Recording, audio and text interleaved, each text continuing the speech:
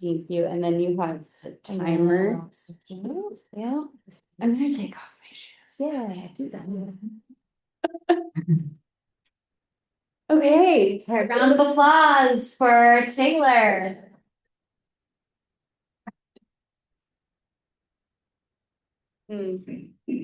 Try not to cry already. I'm so honored and excited to share with all of you about something that my friend called my soul's song. This presentation is a first attempt at a distillation of a lifelong question that has lived in my heart and body long before I had language for it.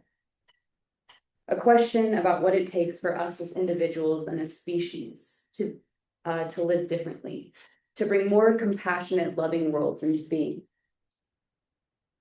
All right, to orient us to what's coming, I'm not gonna lie to y'all, this is a very dense presentation. There's a lot of information and synthesis, and what I'm presenting is maybe half of what I wanted to bring in.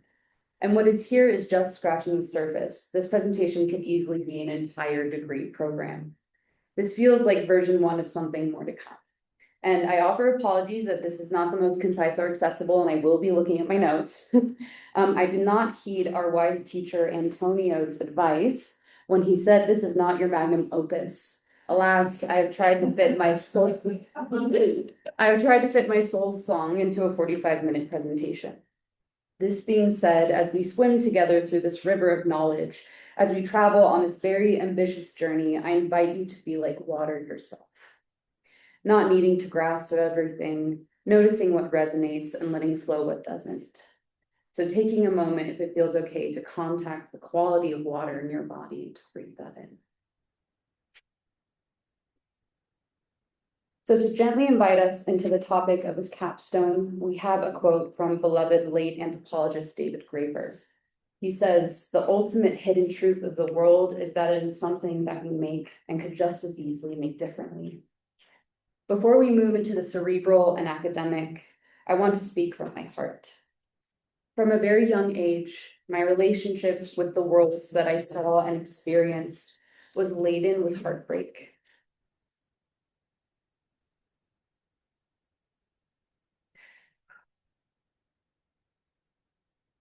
The horrors that took place in my own home, to the ones that flowed through my lineage and through history and society, they hurt. And it never felt quite right. It didn't make sense to me, all of the harm that seemed unnecessary. And my heart has always whispered toward other possibilities, less violent ones, more caring ones, worlds that felt like they wanted to be here but haven't been able to quite arrive yet. This is what brought me to Naropa, and this is what this presentation is. It's in some ways my attempt to articulate one path toward bringing the worlds we are worthy of into being. So what I'm here to talk to you about today is a hypothesis that has arisen from over a decade-long career as an anthropological researcher, working to transform structures and systems, from my personal journey and sensings, and from my clinical work. This hypothesis is that our inner world and how we are with it in the present moment is one of the most potent and powerful places to shift the outer world and the collective possibilities that lie ahead. You can come inside it. In this presentation, I will walk us through what I am speaking to when I say world and worlding. I will illuminate the connection between our inner worlds and our outer worlds, and then I will share some information about how we might start to do this work in clinical work. And because I will be sharing a lot of information, if you take nothing else away from this presentation, please take this: the world as it exists now. The grave horrors unfolding in this country and across the globe, the gross inequality, ubiquitous violence, it is not inevitable. It is something that we can actively and choicefully participate in making differently. So first, I want to start with some gratitude, because it's not all horror. Gratitude for this body and all that it does to keep me alive.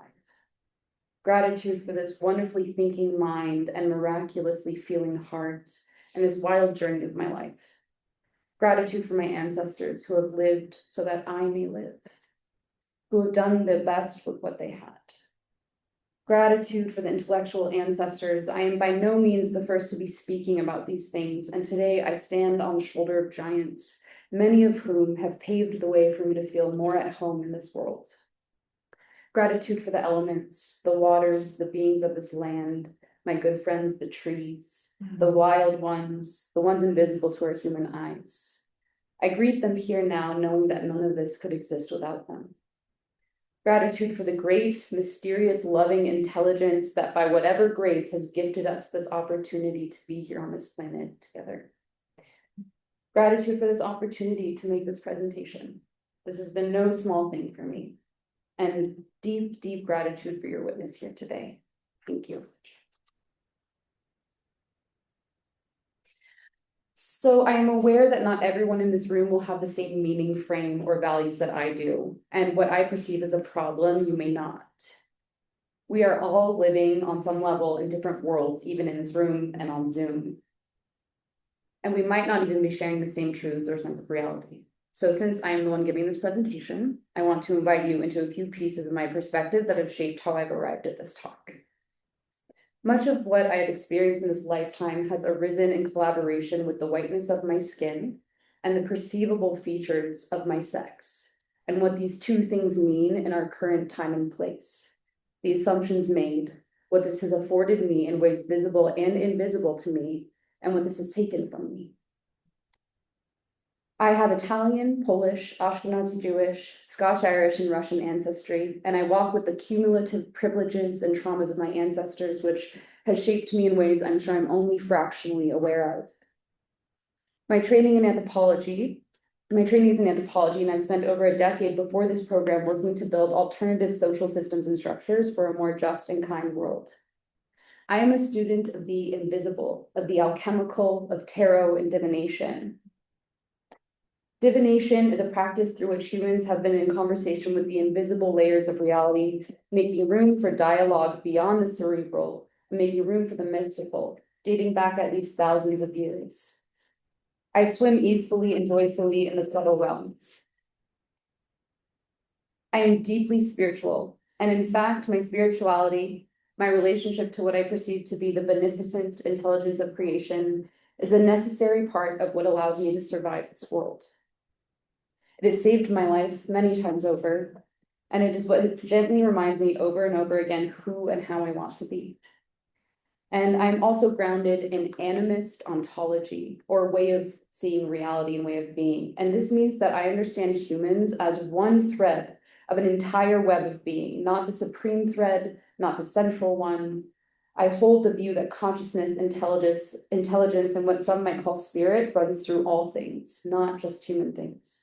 I find all of existence as valuable and worthy of respect and consideration. So one more orienting piece, and then I promise we'll get into the content. When I began working on this presentation, I was tempted to center this conversation around the urgency of the horrors happening all around the world, to shape this talk around what I perceive as the ongoing violations and imminent dangers, the rise of authoritarian governments, the erosion of human rights and dignity, however selective and performative they were before, the very real and ongoing dehumanization and decimation of bodies, of land, and of life.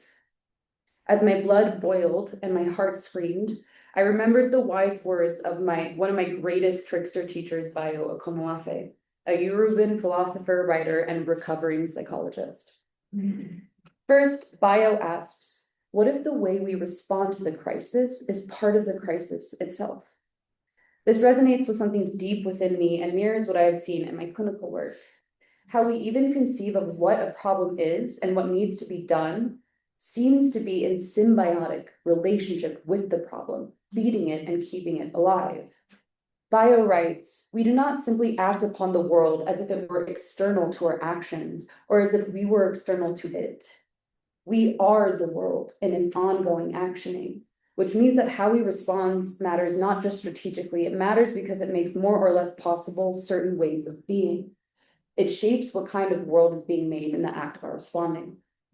And secondly, Bayo says, these times are urgent, let's slow down.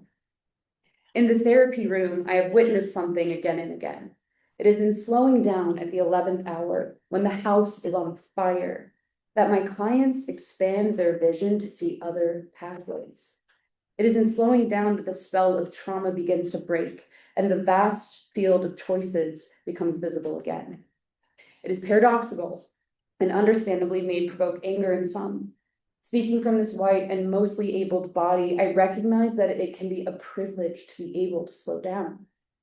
I am not actively in a war zone or an abusive relationship or at threat of being kidnapped by ICE. Let me and those who have this privilege not waste it. Let us make space to feel the fear, the grief, the terror, whilst also recognizing our safety in this present moment, so that our nervous systems and sense of possibility is not hijacked and blinded by fear and urgency such that we become ineffective anyway. My prayer is to be able to move, dance, and respond to what's happening from visions and dreams of awe and love and gentleness too. I'm not here to spiritually bypass the very real pain of our moment. This talk is woven with rage and grief.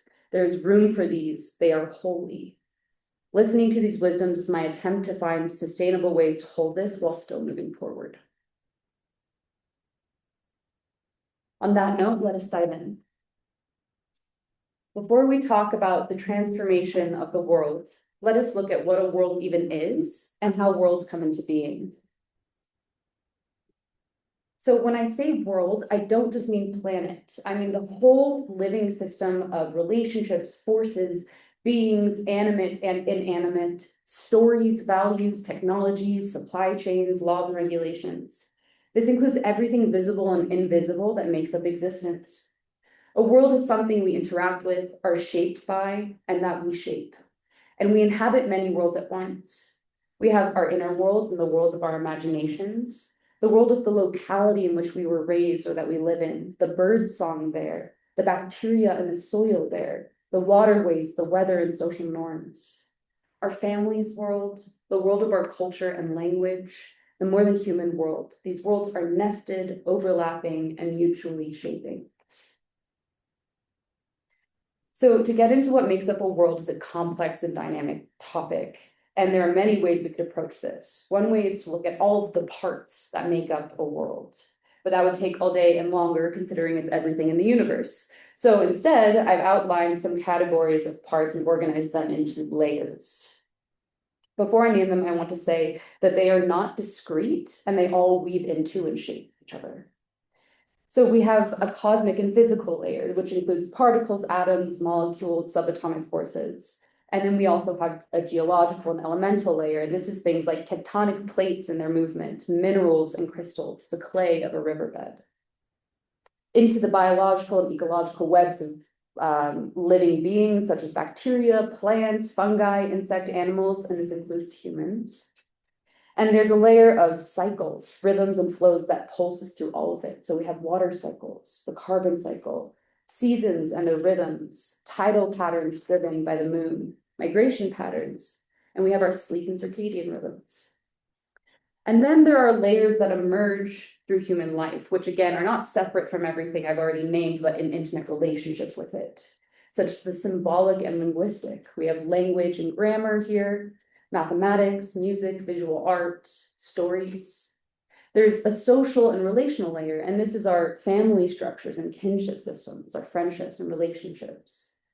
And then there's the ways that we organize the social and relational through the political, economic, and institutional layer, which includes our governance and political systems, our concepts of justice and how we go about achieving it, institutions such as schools and hospitals and prisons. And then we also have economic systems here, so how we view value and reciprocity. And there's a cosmological and spiritual belief layer about the nature of reality and what the world fundamentally is. This includes creation stories, understandings of what a human being even is and what we are here for. And one last thing I want to include here is the field that this is all happening within and emerging from, which is the layer of the great mystery, the origin of consciousness, the nature of space and time, what existed before the Big Bang, making space for the mystery, what cannot be known, at least not with our linguistic minds, I sense is a key piece of learning how to live in world well. And like I said, I'm naming these seemingly distinct realms for the sake of comprehension, but they aren't really separate layers stacked on top of each other. They're inextricable from one another, and they literally impact and shape each other through an ongoing adaptive relationship. And speaking of relationship, the list of layers I just named is really just a starting point for us to explore what a world is in a way that is more familiar to how we think in the West and global North. But a world isn't actually a collection of parts, and this is where we start to get a little bit more psychedelic. We tend to think, especially in the Western modern tradition, that the world is made of things, objects that are separate, bounded, self-contained, and that these things then have relationships with each other. But not everyone has understood the world in this way. This way of understanding the world is a key part of what Brazilian educator and researcher Vanessa Machado de Oliveira calls the worlding story of modernity coloniality. Machado de Oliveira says, the worlding story is a deep, often invisible narrative that structures how we understand reality, progress, the human, and our relationship to the living world, and that it conditions the habits of knowing and being of everyone whose lives are intertwined with it. Another word for this that you might have heard is worldview.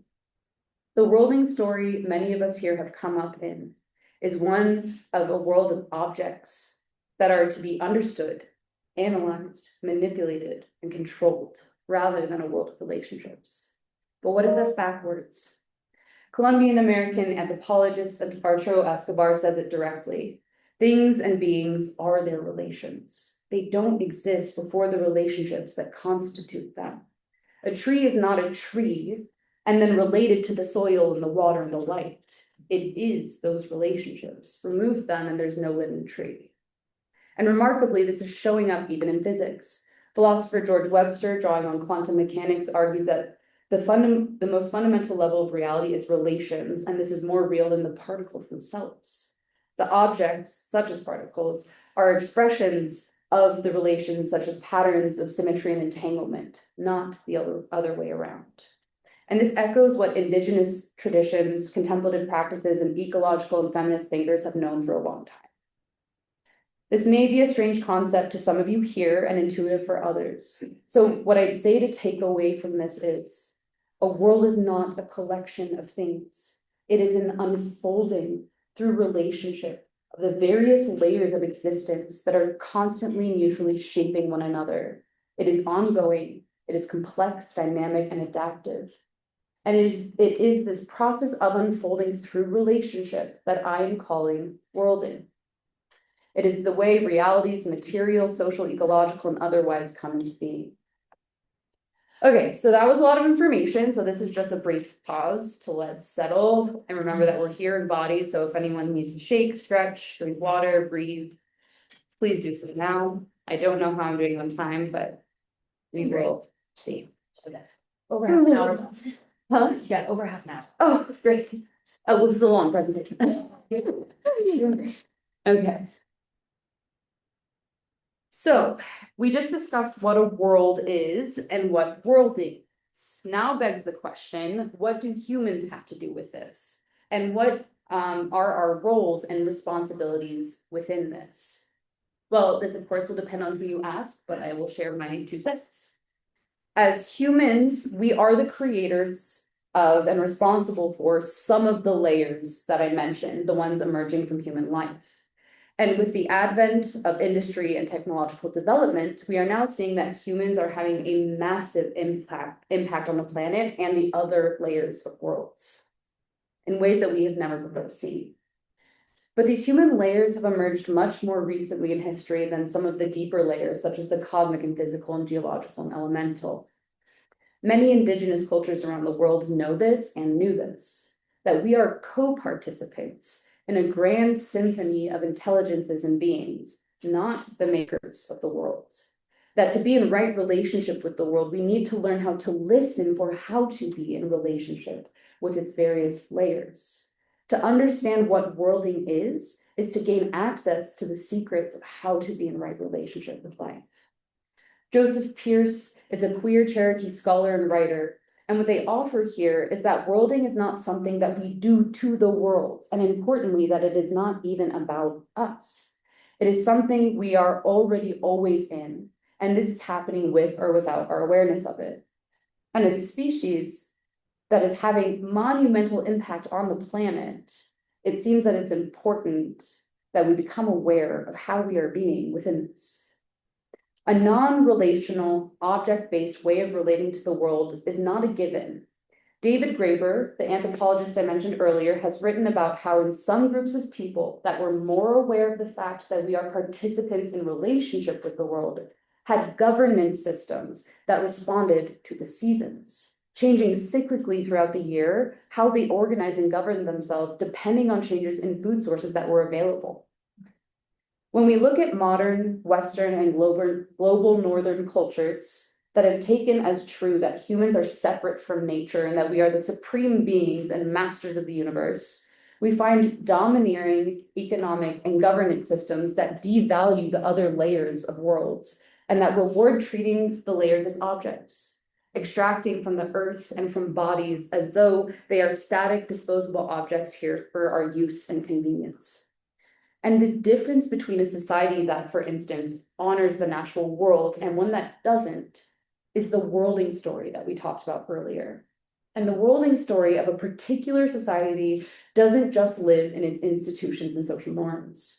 It lives within each of us in the most intimate ways, informing our very sense of reality, shared and individual. It permeates how we relate not just to the earth, but to each other and to ourselves. And in my opinion, this worlding story that we are in is one that is destructive, violent, irreverent, and a killer of life. I sense that becoming more aware of and choiceful about and choiceful about what is informing how we relate to all the layers of the world and therefore how we world is the crux of the crossroads we are at. And I believe it's where humans have the most agency to either influence the birth of kinder healing realities or perpetuate harsher traumatic events. So where can we shift this immensely powerful worlding story that informs how we relate and therefore how we world? Where might we effectively work to turn the ship toward a more beautiful and hopeful horizon? As you might have guessed, I'm going to argue that one of the most impactful places to do this is at the site of one's inner world. So now I want to make more explicit the case for the inner world as an essential piece of transforming our shared world. There are many ways to go about creating change in the world, organizing, policy, art, community, and all of these matter. But for the purpose of this presentation, which comes from my training in clinical mental health counseling, I want to follow a particular thread, one that I believe is undervalued, under-resourced, and among the most powerful levers we have. And this is the inner world. In true me fashion, I wanted to bring in some ancient esoteric wisdom coming from traditions that understood transformation at the most subtle levels of reality. This short, precise alchemical teaching is the subtle rules the dense. Here, when I say the subtle, I'm speaking to the invisible interior. So our beliefs, the stories we tell about ourselves about whether or not we belong. And then when I speak to the dense, I mean the material visible world, so our behaviors, our institutions, our economies. Research on childhood maltreatment shows that adverse experiences leave a lasting mark as rigid, inflexible beliefs about self and others. And when these people feel existentially threatened by difference, for example, they become more rigid, more in-group, out-group behavior is prevalent, and they become more defensive of their worldview. Unaddressed trauma, developmental, complex, racial, and war trauma, and unfelt grief don't stay private. They become ways of being. They generate the rigidity and the threat responses, the terror of the unknown, that then reproduces the very conditions for more trauma at scale. The wound in the inner world concretizes these conditions for that wound to keep happening in the outer world. And here's a more modern version of that same concept. You don't have to worry about reading this, I'll speak to what's important. Donella Meadows was an environmental scientist and systems thinker, one of the pioneers of modern systems science. In 1999, she published a paper cataloging 12 leverage points. These are places where we can intervene in a system to create change, and she ranked them from least to most impactful. At the low end, we have things like tweaking numbers, adjusting subsidies, and changing regulations. These things are useful, but limited. Toward the top, the number 2 most impactful lever for systems change that she identifies is shifting the mindset or paradigm, aka worlding story, from which the system arises.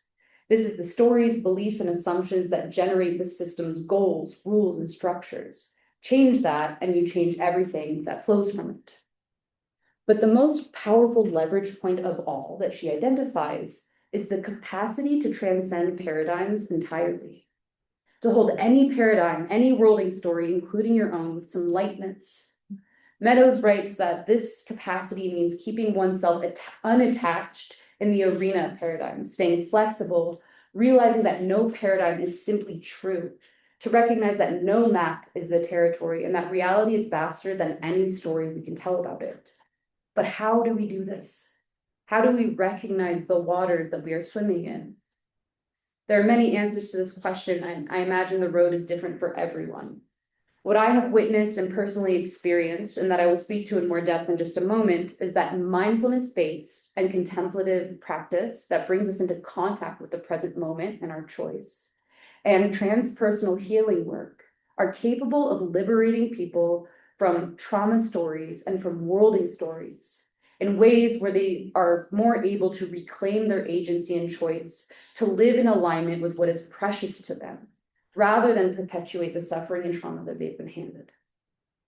And a caveat, just focusing on the individual is incomplete and can become a trap. Though therapy and individual practice can be immensely effective, and it's what I'm speaking to here because of my master's degree and why I'm doing this presentation, they are absolutely not the only way to do this. Communal singing and dancing, rituals and ceremonies are powerful and I would argue necessary agents of transformation individually and collectively. Humans have evolved for tens to hundreds of thousands of years through community. And Bessel van der Kolk, in his famous book, The Body Keeps the Score, even says that communal drumming and dancing has been shown as a potent way to heal and move trauma. And before we move into looking what paradigm transcendence can look like in the therapy room, I want to introduce one more consideration. We cannot have a discussion about this kind of healing and transformation work without discussing accessibility and the material conditions that enable us to do this work. Material conditions, histories of trauma, systemic oppression, and gross power imbalances are things in the world that influence how accessible this work even is for someone. And it is not equally available to everyone. Generative somatics names safety, dignity, and belonging as the 3 fundamental human needs. Without them, survival dominates. As a clinician, I have worked with multiple clients whose basic needs were precarious, whose safety, dignity, or belonging were under real and immediate threat. And what I can tell you is that this makes therapeutic, healing, and transformational work much harder. It's not impossible, but it's immensely more difficult. If we know that this is an impactful lever for systems change, for less polarization, for greater coordination toward caring worlds, then this is something that we must consider and invest in. I have another piece here about universal basic income and all these other things that can enable this, but I won't go into that now. Okay, so for the last part of this presentation, I will share more detail about what paradigm transcendence work or world story shifting work can look like in the therapy room. I want to offer some guiding principles that I find essential for being able to do this work with people. And then I'll give 3 capacities that can be cultivated through counseling that I have worked on personally and with my clients, and that I've seen enable liberation from harmful worlding stories. So I want to briefly name some of the principles that orient how I approach this work, because the how matters just as much as the what. This work is fundamentally relational. Healing happens in connection. The therapeutic relationship is not just the container for the work, it is often the work itself. Providing a corrective experience of being seen, attuned to, and met. And before self-regulation can happen, first people need to experience consistent co-regulation. And many of my clients haven't had this. So working on being a regulated nervous system that my clients can borrow and learn from is essential for me as a practitioner. Within that, I hold what philosopher Martin Buber calls the I-thou relationship, meeting the person in front of me, not as I'm the expert and they're an object in front of me to be fixed and analyzed and I know what they need, but as a being, a full being, just as much as I am. This is where the transpersonal dimension of my counseling becomes most alive for me. As a transpersonal counselor, I am not bringing in explicit spiritual content unless that is what a client is seeking. What it means for me is something more fundamental. I hold the I-thou relationship. I trust that there's infinitely more that I cannot see or know about this person and their journey than I can see. I know and trust that the person in front of me is already whole, and that my witness, my attunement to that wholeness is what allows it to move forward in their own awareness. This is inseparable from unconditional positive regard, Carl Rogers' term for the therapist's commitment to the inherent worth of the client, regardless of what they bring into the room. No part of them is too much, and no part of them is unworthy of care.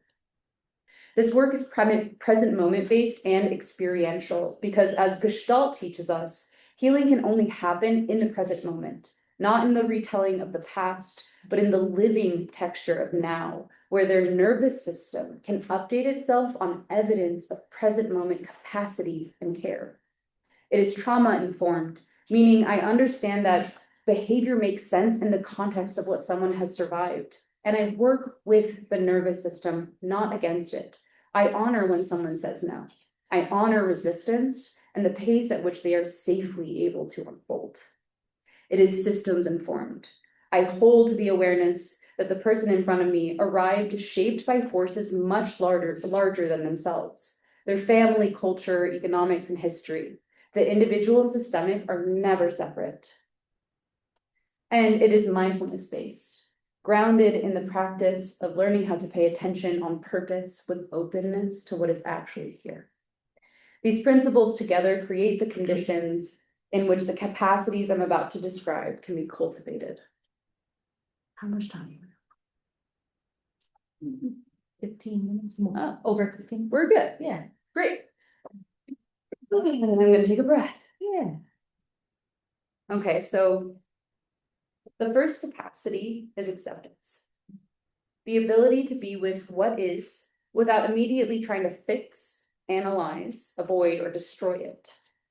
Echoing Bayo Akomolafe's words from the beginning of this presentation, what if the way that we respond to the things we find hard to accept in ourselves, the things that we want to change in ourselves and in the world, is part and parcel of keeping that thing alive?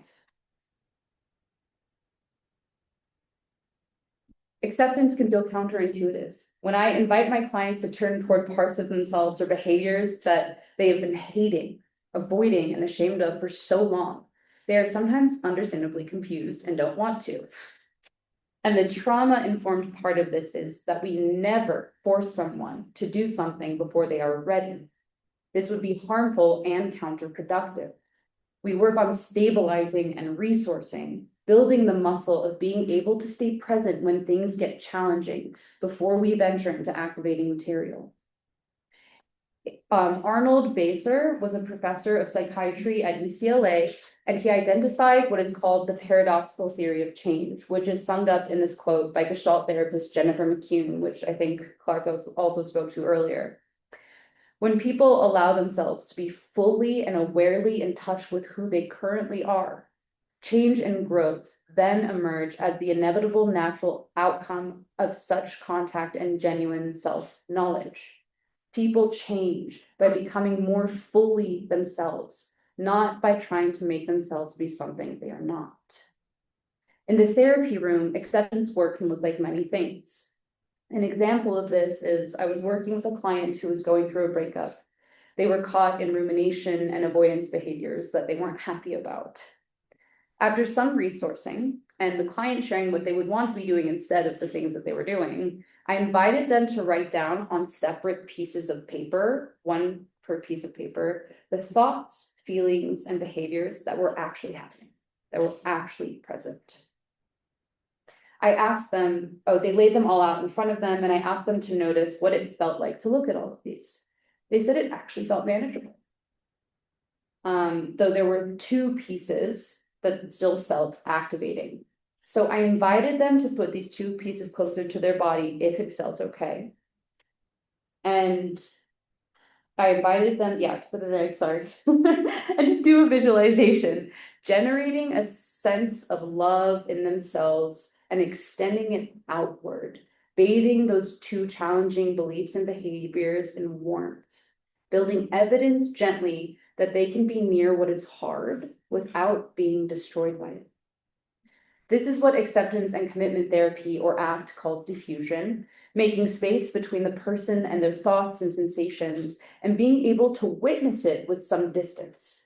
Because when they are no longer merged with what's happening, it can make space for acceptance to arise. It can become more tolerable. And the connection to worlding is direct. So much of the violence that we perpetuate personally, politically, and ecologically comes from the inability to be with what is actually here. The inability to tolerate the discomfort of the other, of the grief of what is lost, and sometimes painful reality of just what is, sometimes painful reality of what is. Some modalities I've seen be helpful for this are acceptance and commitment therapy, parts work, Gestalt, mindfulness-based therapies, and CBT. I would love to get more into that, but I don't have time. So the second capacity that we can help clients cultivate for better worlding is the ability to hold complexity. This is to get out of black and white thinking and make room for multiple truths to coexist. Worlding well requires having the capacity to be with diversity of truth and perspectives without it being perceived as a threat. The inability to be with complexity starts as a nervous system response to danger and then becomes the habit of a personality. What this looks like in the room is first and foremost doing this work while someone is in the window of tolerance and some of their prefrontal cortex, the part of our brain that helps us manage behaviors, emotions, and decision-making, is online. Another case example, I was working with a client with complex developmental trauma, a survivor of years of domestic violence. In moments of what is, but less so now, what is frequent dysregulation in their vision would narrow, and whatever was happening would become everything. And the client would be unable to see or hold anything outside of their fear story and the danger. This caused them to engage in behaviors that would increase distress and keep them stuck in a cycle of shame. One session, after some resourcing, the client was grounded and present. I invited them to hold in one hand that felt sense of safety that they were experiencing in this moment, that groundedness, that presence, the calmness and okayness, the safety. And then I invited them in the other hand to hold the things that felt really scary. I asked them to notice both simultaneously, to become a witness to themselves holding both. The client naturally brought their hands closer together, fingers slowly interlacing. They noticed what it was like to hold both and remain present. Through this, they built evidence in the nervous system. I am capable of holding complexity. Both things can be true at once, and I can survive that. This is an example of trauma-informed somatic work and embodied dialectical work. Also, parts work can be excellent for this. A note on the connection to worlding here. Physicist and complex systems scientist Yanir Bar-Yam has shown that the complexity of a problem, he has a mathematical equation for this, has shown that the complexity of a problem can only be effectively met by an entity of equal or greater complexity. As the challenges of our time become more interconnected, our individual and collective capacity for complexity becomes essential, not optional. And then the third and final capacity is the ability to be in relationship with mystery, with what cannot be known, predicted, or controlled. This is in direct tension with one of the central drives of the modern Western worlding story, the drive to know, to capture, and to make legible. I see this in my clients who grew up in unpredictable, unsafe environments, when they couldn't predict when the violence would come, when the withdrawal would happen, when love would turn into threat. The nervous system learned that uncertainty equals danger. The psyche became a meaning-making machine, generating certainty wherever it could, even at the cost of distorting reality. What I want to offer is that this same grasping lives at the scale of civilizations. Colonialism, I would argue, is in part this, a terror of the unknown and an intolerance of what cannot be controlled or categorized. The work of healing this is slow and relational. It is largely about building evidence in the body once again, in the present moment, that uncertainty and safety can coexist, that you cannot know and still be okay, still be here, still be in relationship. Oftentimes what this looks like is being with the client and just sitting with them in the uncertainty with my regulated nervous system and co-regulating with them in that. And this requires my own practice, my own capacity for uncertainty, to not have an agenda, to show up as an agent in service of a greater unfolding that is beyond my comprehension. Our task is to support each other in being able to be with the unknown, to sit in the discomfort of not yet knowing and what comes next, and being regulated enough to choose inner and outer behaviors that are still aligned with what is most precious to us. All three of these capacities, accepting what is, holding complexity, and being with uncertainty are, I believe, movements toward worlds we are worthy of, worlds that center care, that are an honoring, responsive relationship with the dynamism and plurality of human experience and expression, as well as the more than human layers of our worlds. As we close, I want to invoke a motto of the Zapatistas. The Zapatistas are a largely indigenous political and militant group in Chiapas, Mexico, who for decades have been resisting the homogenizing project of global development and the idea that there is one correct way to be human, one correct way to organize society, and one correct story about what progress looks like. They say, may we have a world where many worlds fit.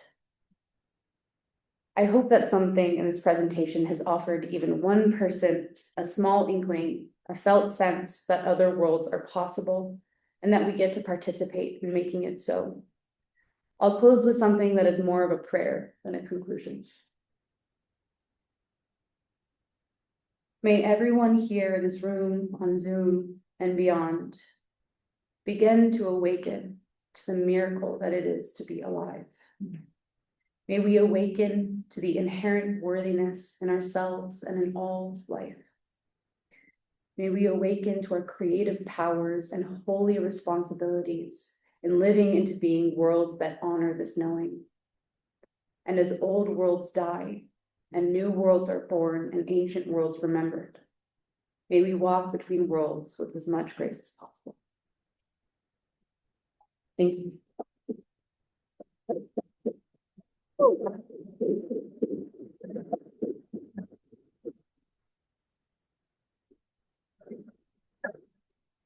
How do I have so much time? I thought, did we skip something? We did, I did 50 minutes, so you're ready for Okay. like 44-minute mark. Perfect. Yeah. Excellent. That's how you feel. I started to feel more calm as it went on. Yeah. Comments or questions for Taylor?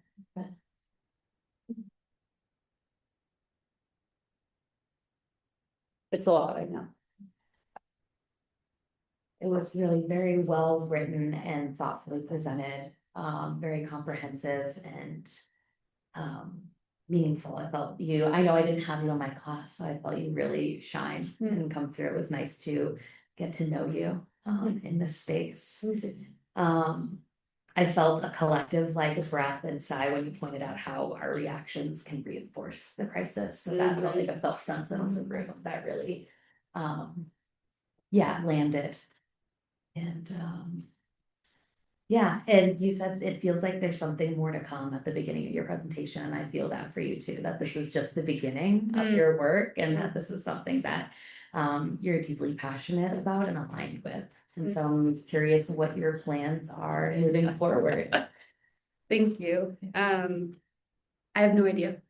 That's great. Uncertainty. Excellent. Yeah, I don't know what I'll be doing, where I'll be living. I know nothing. I won't be working as a therapist. At least I can't until August because I'm going into extended internship, but I did purchase a domain recently called theworlding.academy. And I'm starting to have, through this, I have become reinvigorated and re-inspired in a way that I have not been in a very long time. And I don't know, like I'm interested in maybe some sort of decentralized new version of what the academy is and what learning is that is giving us the skills and for the worlds that we're worthy of.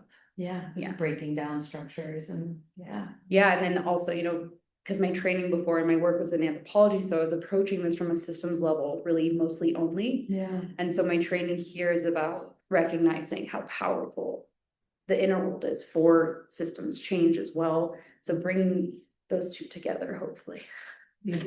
I think you are doing just that, and I'm excited for what is to come for you. Thank you. Excellent job, Taylor.